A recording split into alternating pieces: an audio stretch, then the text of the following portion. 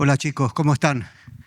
Espero que hayan pasado un hermoso día y seguramente estamos pasando juntos una hermosa noche, alabando a Dios, buscando su presencia, orando juntos. Qué lindo el versículo. No sé si ustedes se sintieron identificados. A mí me tocó uno donde decía que el Señor envía a los ángeles para cuidarnos en el camino. Qué hermoso, ¿verdad? Eso. Y uno empieza a acordarse todas las veces que el Señor le ayudó y realmente está agradecido a Dios por eso. Quiero saludar también a los que nos siguen. Están aquí siguiéndonos por el canal. Bienvenidos a todos. En esta noche quería comenzar la pequeña reflexión que tengo para compartir de esta manera. ¿Saben? La semana pasada me quedé sin auto. Y uno puede decir, bueno, sin auto no hay problema, pero para un pastor es complicado, porque vos tenés una agenda armada ya de visitas para hacer, y no es lo mismo tratar de ir en colectivo. De paso desenfundé la SUBE, que hacía tiempo que no lo usaba, empezamos a viajar en colectivo, usé el 2 patas, ¿verdad? También caminando, saqué la bici en otros momentos también para hacer visitas, saqué la bici que estaba un poco empolvada y empezamos a visitar esa semana. Rara, sin auto, tardamos un poquito más para llegar, pero llegábamos.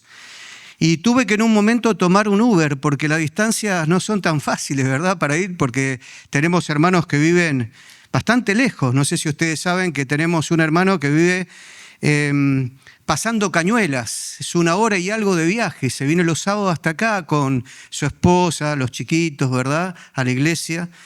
Bueno, en ese momento tuve que tomar un Uber y faltando aproximadamente 1,5 cuadras de llegar al lugar, yo le fui dando charla, siempre uno trata de influir, y me dice, ¿y usted qué hace?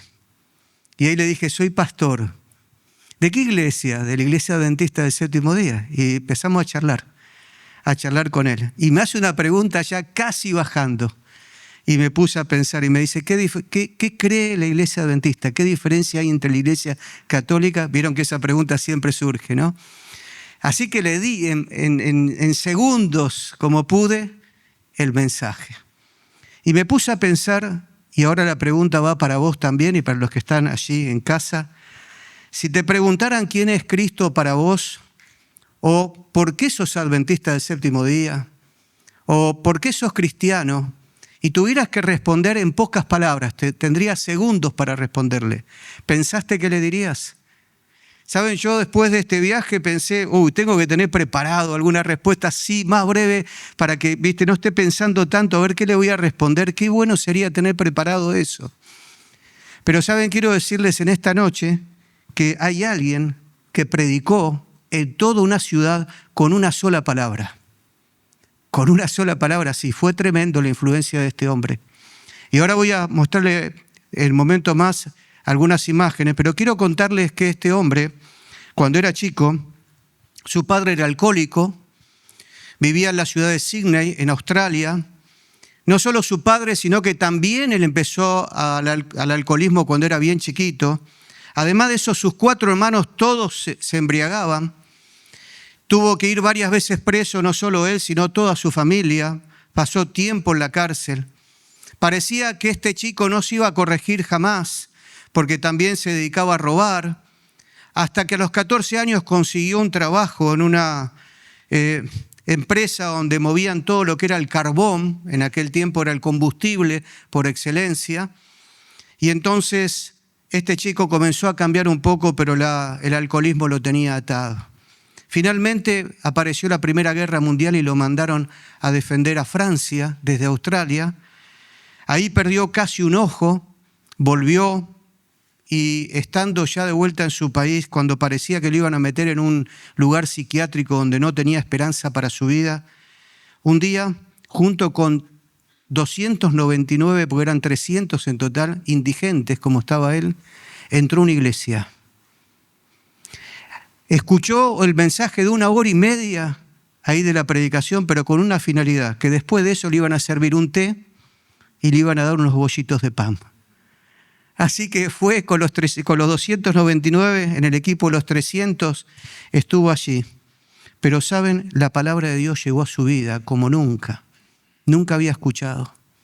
Así que ahora comenzó a asistir a la iglesia, se convirtió, se bautizó y cuenta el relato que 2 años después de su conversión, este hombre ahora va a escuchar a un pastor que le toca predicar en esa noche, y este pastor lo tituló su sermón Los ecos de la eternidad. Los ecos de la eternidad. Durante su discurso, el pastor dijo en voz bien fuerte: eternidad, eternidad. Me gustaría poder gritar esta palabra a toda la gente en las calles de Sydney. Así con voz bien potente: eternidad, eternidad. Me gustaría predicar esta palabra a toda la población de Sydney, a todos. ¿Saben? Este hombre, emocionado con la palabra eternidad, porque para él, que había nacido en un hogar pobre, totalmente desdichado, una situación difícil, conflictuada su familia, su padre le pegaba, tuvo muchas veces que dormir en la calle para evitar los golpes de su padre. Ahora ya grande, dice: qué lindo esto de la eternidad con Dios. Tenía un trozo de tiza en su bolsillo, así que cuando salió de la iglesia dice: yo voy a predicar con esta palabra, eternidad. Y comenzó con una caligrafía muy linda, aunque él no había terminado su estudio primario. Comenzó a escribir en la ciudad de Sydney y comenzó a aparecer la palabra eternidad con esa tiza pintada de color amarillo en las calles, en las veredas, en las paredes de la ciudad. Cada día pintaba aproximadamente, escribía la palabra eternidad 50 veces por día. Así que la gente comenzó a asombrarse y a ver, y dice: ¿qué es esto que aparece la palabra aquí, eternidad? Por supuesto en inglés, ¿no? En el idioma de él. Así que se hizo tan famosa la palabra que por años nunca se supo que él era el que la escribía.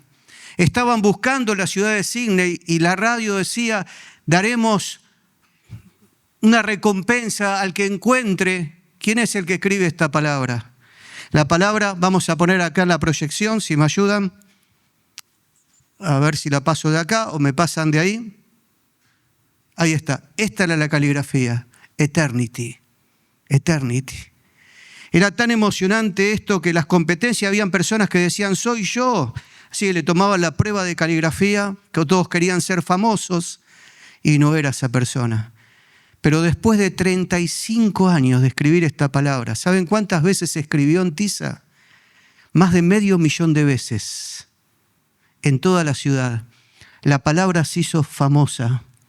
Tal es así que Arthur Stace, este hombrecito de 1,60 m, ancianito, no tengo la imagen ahora para mostrarle, ya grande, estaba allí escribiendo esta palabra. Esta palabra fue un ícono de la ciudad hasta el día de hoy de Sydney. Es un signo prácticamente de la ciudad. Allí en el puerto más importante, en el puente de la bahía, ahí ustedes lo ven. Si van ahora, les toca ir a Australia en algún momento, está la palabra allí. También en los Juegos Olímpicos del año 2000 que se hizo en Sydney, Australia, se inauguró los Juegos Olímpicos destapando, ¿verdad?, un cartel luminoso llamado ¿cómo? ¿Con qué palabra? Eternity, eternidad. Miren aquí, grandes edificios, ¿verdad? Los shopping de la ciudad, arquitectos que van transmitiendo esta palabra, carteles por la ciudad con la palabra eternity, que Arthur lo hizo simplemente no para ser famoso, sino para que pudiera predicar que en Dios, en Cristo, quien lo salvó a él, tenemos la herencia de la eternidad. Yo quiero invitarlos en esta noche a abrir el Evangelio de Marcos, porque saben, hay alguien, y este es un joven que también va a hablar a Jesús y le va a hacer una pregunta muy importante que tiene que ver con la eternity, con la eternidad. Ahora, allí el relato de Marcos, el capítulo 10, nos señala a un joven que el relato dice que es un joven rico, pero que en verdad no está aquí en Marcos, pero sí en Mateo capítulo 19, versículo 20, porque en 3 evangelios se repite esta historia. Ahí Mateo dice que era un joven, y ya era un joven como algunos de ustedes, no eran adolescentes, sino un poquito más grande, y este joven había quedado atraído hacia Jesús, tremendamente conmovido al ver a Jesús cómo bendecía a los niños. Vieron ustedes el relato anterior en Marcos 10, desde el versículo 17 está la historia del joven rico, pero antes aparece aquí que Jesús estaba presentando a los niños. Y ahora este joven que había ido a ver eso, que presenció, había sido totalmente conmovido. Jesús había despertado en su corazón el amor por él y el deseo de ser un discípulo de Jesús. Ahora este joven comenzó a latir su corazón y quería realmente ser el discípulo de Jesús, uno más del equipo de Jesús. Es que, ¿cómo hacía Jesús para acercarse a chicos que no lo conocían y los niños venían y corrían a él? Y él los tomaba en sus brazos y los levantaba. No tenían los chicos prejuicios. Es que la mirada de Jesús, es que el rostro de Jesús, es que toda la bondad que él tenía era expresada hacia los niños. Jesús amaba a los niños. Jesús los consideraba. No como los discípulos que habían pensado que le molestaba a Jesús que los niños, las madres trajeran a los niños para ser bendecidos por él. Y en ese deseo genuino de ser un discípulo del Maestro, corrió hasta llegar a su presencia. Miren, era un joven que seguramente tenía un buen estado físico. De paso, si hubiera sido un adulto, para no exponerse en la sociedad, quizás no hubiera corrido. Pero él corrió, y dice el versículo 17, que al seguir Jesús por su camino, llegó uno corriendo, que era este joven rico, se arrodilló delante de él, y ahora le va a hacer esta pregunta: Maestro bueno, miren la pregunta, ¿qué haré? ¿Para qué? Para heredar la vida eterna, la eternidad. ¿Qué haré para heredar la vida eterna? Y es interesante que es una pregunta que él quería responder, que él necesitaba profundamente una respuesta de cómo ser salvo, lograr la vida eterna. Era una pregunta esencial para él, como es vital para cada ser humano. ¿Qué debo hacer para ser salvo? ¿Qué combinación, verdad? Entre hacer las obras, qué obras debo hacer, pero también la herencia, porque está hablando de para heredar la vida eterna. Si uno hereda algo, no tiene que hacer nada. Es así, si un familiar te quiere donar a vos un auto, por ejemplo, una casa, porque te ama, no tenés que hacer ninguna obra. Pero había una confusión en aquel tiempo entre obras y lo que se recibe por gracia, que es la herencia. Y entonces, en ese anhelo de tener la vida eterna, Jesús ahora lo va a probar y le dice: ¿por qué me llamas bueno? Quería ver Jesús si realmente la expresión de él lo reconocía como Dios, hecho hombre. Nadie es bueno sino solo Dios. Y ahora Jesús le va a dar la respuesta a esta pregunta. La pregunta es: ¿cómo puedo heredar la vida eterna? Y entonces, ¿qué le dice Jesús? Los mandamientos sabes. Y ahí empieza una lista de mandamientos de los 10 mandamientos. No adulterarás. Séptimo mandamiento. No matarás, no mates. Sexto. Dice Jesús: no hurtes, no robes. Octavo mandamiento. No digas falso testimonio. Octavo mandamiento. El noveno mandamiento. No defraudes, es decir, yo si codicio lo de otro, estoy defraudándolo. Décimo mandamiento. Honra a tu padre y a tu madre. Quinto mandamiento. Es decir, Jesús le expresó los mandamientos desde el quinto mandamiento hasta el décimo, que expresan el amor a nuestro prójimo. Los mandamientos sabes, y Jesús le expresó solo esta parte de los mandamientos. Jesús le dijo ahora, miren esto, que la obediencia a los mandamientos de Dios era necesaria si quería obtener la vida eterna. Para aquellos que dicen que los mandamientos ya no corren más, ahora Jesús le está diciendo: mira, ¿querés heredar la vida eterna? Los mandamientos, estás guardando los mandamientos, estás obedeciendo, era necesario para obtener la vida eterna.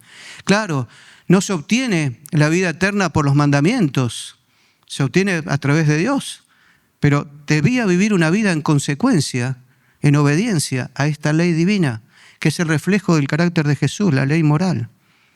Él entonces, respondiendo, le dijo: Maestro, todo esto lo he guardado.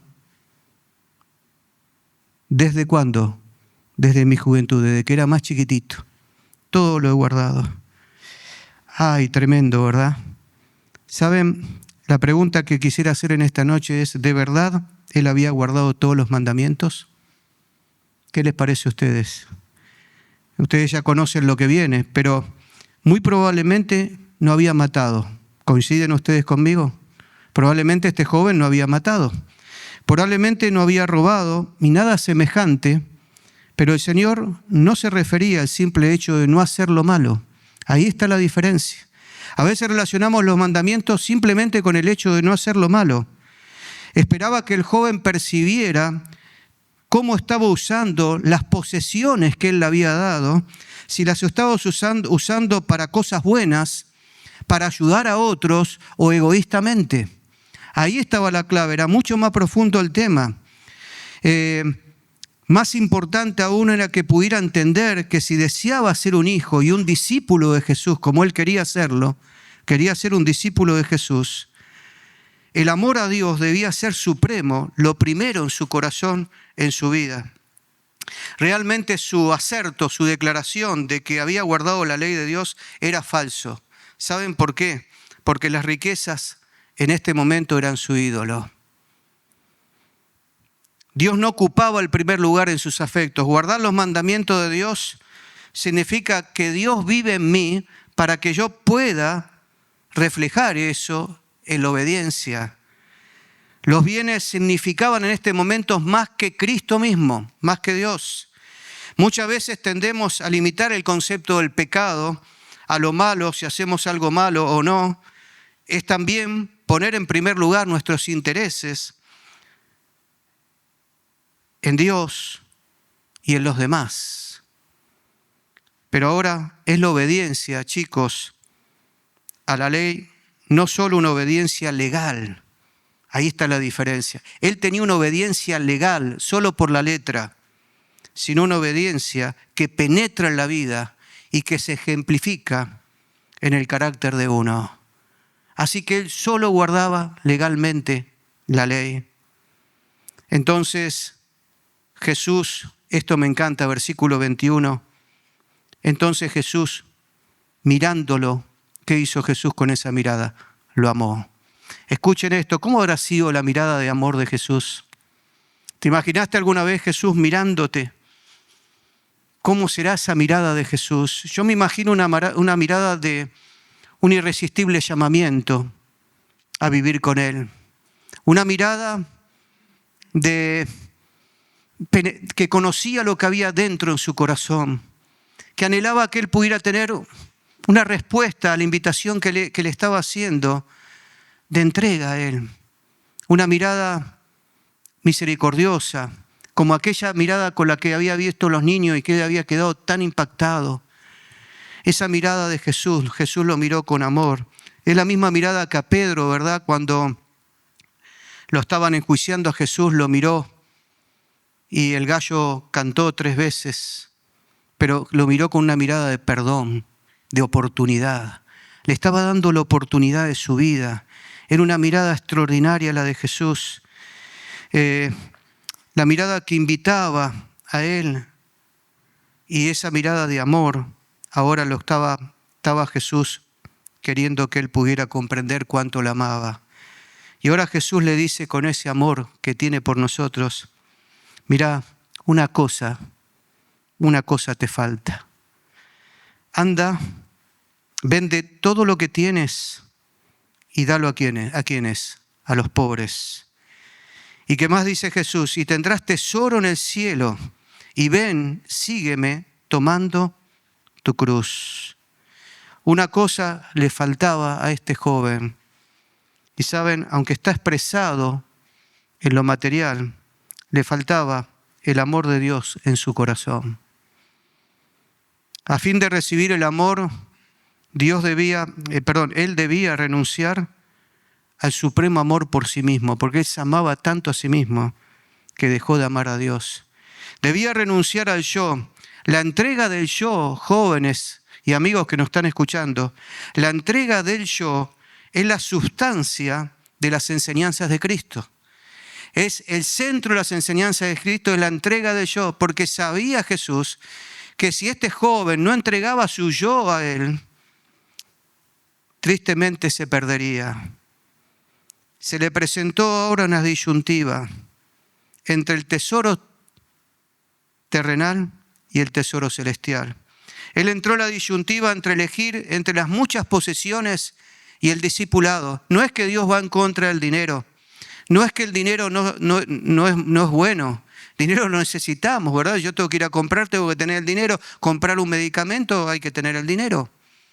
Lo malo era justamente que esto estaba impidiendo, este era un ídolo para él y impedía que él pudiera ser verdaderamente un discípulo de Jesús. Se le presentó la elección entre las posesiones y el discipulado, entre la elección al camino al yo y el camino del renunciamiento por otros.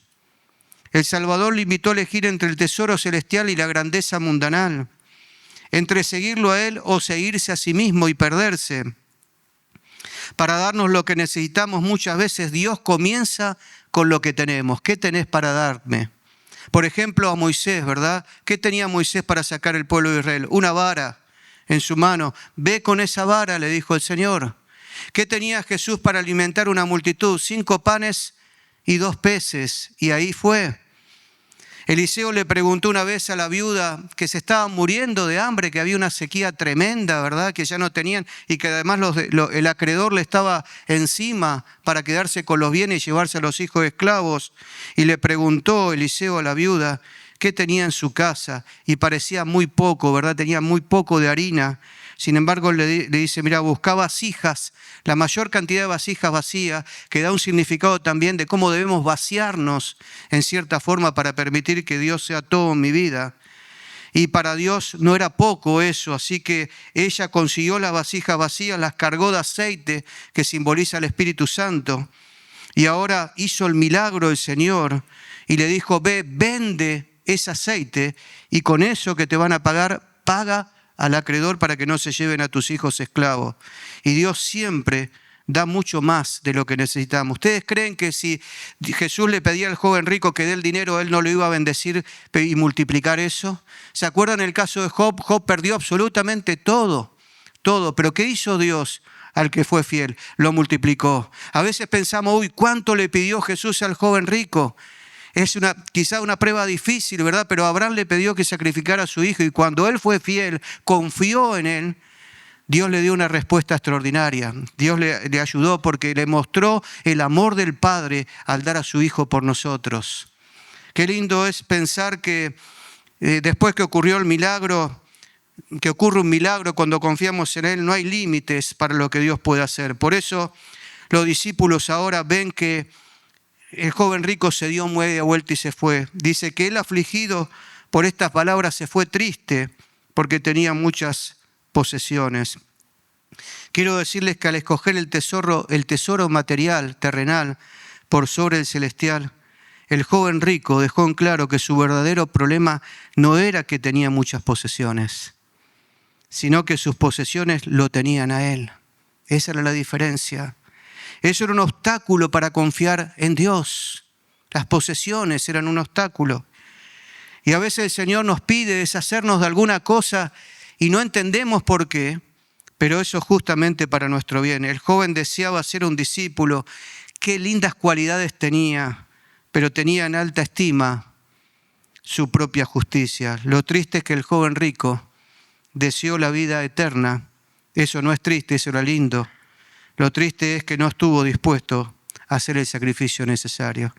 A veces el discipulado de ser hijo de Dios, no tenemos que tener temor, conlleva el renunciamiento a uno mismo. Conlleva el renunciamiento a varias cosas, dejar de lado. Conserva a veces el qué dirán, el odio, la oposición, el recibir amarguras cuando uno predica la palabra de Dios y el costo pareció demasiado grande para él. Esto nos sucede también a nosotros cuando no hacemos una entrega completa de nuestro corazón. Tarde o temprano, algo o alguien termina desplazando a Dios de mi vida, como le pasó al joven rico. En el caso de este joven, ese algo fue su amor a las riquezas. Sin problema a la riqueza, el tema era el amor a eso.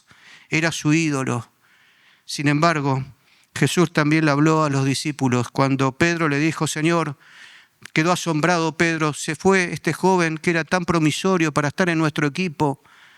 cómo nos podía haber ayudado en el discipulado. Y ahora, ¿saben? Pedro le dice, Señor, nosotros dejamos todo por seguirte. Y es verdad.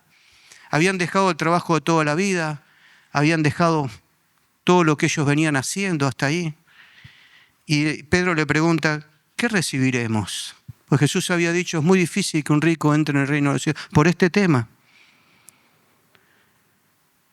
Más fácil es pasar por un camello por el ojo de una aguja que entrar un rico en el reino de Dios. ¿Quién pues podrá salvarnos? Dijo Pedro. Entonces Jesús mirándolos, ahora ellos, otra vez la mirada de Jesús. Me gustan las miradas de Jesús.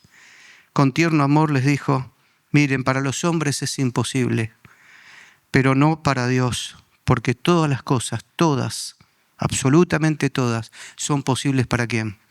Para Dios. Y Jesús le dijo cuando Pedro le preguntó, Señor, dejamos todo, ¿qué recibiremos? Jesús no esquivó esa pregunta, era una pregunta que debía respondérsela porque es verdad. El discipulado conlleva esa renuncia de muchas cosas, pero que trae gozo, trae profundidad, belleza, alegría, trabajar por otros. El sentido de la ley de la abnegación que Jesús nos dejó es importantísimo. Los pájaros cantan para nosotros, el sol sale y todo ese servicio abnegado es una bendición para nuestra vida. Y ellos se habían abnegado en ser los discípulos de Jesús. Y Jesús le dijo, de cierto os digo que no hay nadie que haya dejado casa, hermanos, hermanas. No es que Jesús estaba diciendo hay que abandonar tu casa, ¿no? Está hablando de circunstancias específicas. Está hablando de aquellos que se oponen, pero uno acepta a Cristo igualmente. Me ha tocado bautizar personas que la familia entera estaba en oposición. Pero ahora dice, no hay ninguno de ellos que por causa de mí, del Evangelio, haya dejado estas cosas, que no reciba 100 veces más ahora, en este tiempo, casas, hermanos, o sea, lo material, lo afectivo, lo relacional, madres, hijos y tierras, aunque con persecución en el siglo venidero, y en el siglo venidero la vida eterna. Queridos jóvenes, quiero decirles en esta noche que como el joven rico, hay alguna cosa hoy tal vez que nos puede estar faltando para entregar a Jesús. ¿Con qué me quedaré en esta noche? Saben, tristemente, el joven rico se quedó con las riquezas, pero se quedó sin nada. Dígame si le sirvió de algo hoy. Ya no le sirvió. En realidad, al no aceptar esa invitación de Jesús, se quedó sin nada. En los caminos de Dios muchas veces lo que para nosotros puede ser una pérdida, en verdad puede llegar a ser una ganancia. A veces te suceden cosas, ¿verdad? Que uno está triste, pero puede ser una ganancia. ¿Cuál es tu mayor tesoro hoy? ¿Cuál es mi mayor tesoro? ¿Te atreverías en esta noche a colocarlo en las manos de Dios? Quizá no en esta noche, sino en este momento. ¿No te gustaría, si hay algo que tenés que dejar, ¿verdad? Hay algo que vos sabés íntimamente y querés hacer una entrega total a Jesús. Jesús está para recibirte. Con cuánta tristeza tuvo Jesús cuando se fue el joven rico. Puedes entregarle hoy sin temor, entregarte hoy sin temor a Jesús, porque el Señor te quiere bendecir. Como le dijo a los discípulos, no hay nadie que haga esta tarea, que se entregue a mí, que no reciba 100 veces más ahora. Nunca podrás darle a Cristo, nunca podré darle más a Cristo más de lo que Él me dio. Nunca. Nunca. Por eso el joven rico debía entender eso, que lo que Jesús le estaba dando era mayor de lo que Él iba a dar. Fuimos comprados a un costo infinito y murió Jesús para salvarme. Eso nunca lo podré alcanzar, jamás, pero sí agradecer. Jesús quiere ser hoy el centro de mi vida. No dejes que ninguna cosa efímera, pasajera, dispute el trono en tu corazón, en tu vida. No lo dejes. Hoy podés ser ese joven que Dios está buscando para marcar la diferencia en esta sociedad. ¿Saben cuántas veces nos dicen, o voy con un joven a visitar a alguien, ustedes son diferentes? Qué lindo eso, ¿no? No es para halagarse, sino para decir, miren, están necesitando lo que tengo. Hace una entrega completa de tu vida a Él. Que su sacrificio en la cruz por vos no haya sido en vano. Que pueda ganar Jesús tu corazón y seas un discípulo de Él. Si centrás tu vida en Jesús, Él promete estar siempre con vos y bendecirte.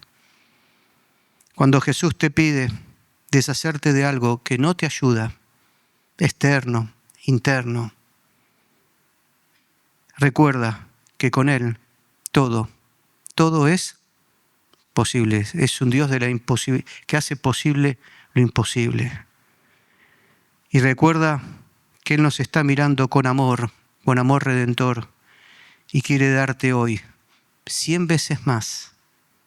Ahora, en este tiempo, y muy pronto, ¿qué cosa? La eternidad. Que Dios te bendiga, que puedas hoy hacer, ustedes y yo, una entrega renovada a Jesús. Que nada nos reservemos a nosotros, que podamos levantarnos en esta generación como discípulos de Jesús. Dios nos quiere usar. Jesús quiere morar en mi corazón. Jesús quiere que yo no sea el joven rico, sino que sea ese joven o aquel que bajó del árbol que también tenía riqueza, ¿se acuerdan? Que corrió a Jesús, que abrió su casa, abrió su vida y Dios lo transformó. Que Dios te bendiga en esta noche.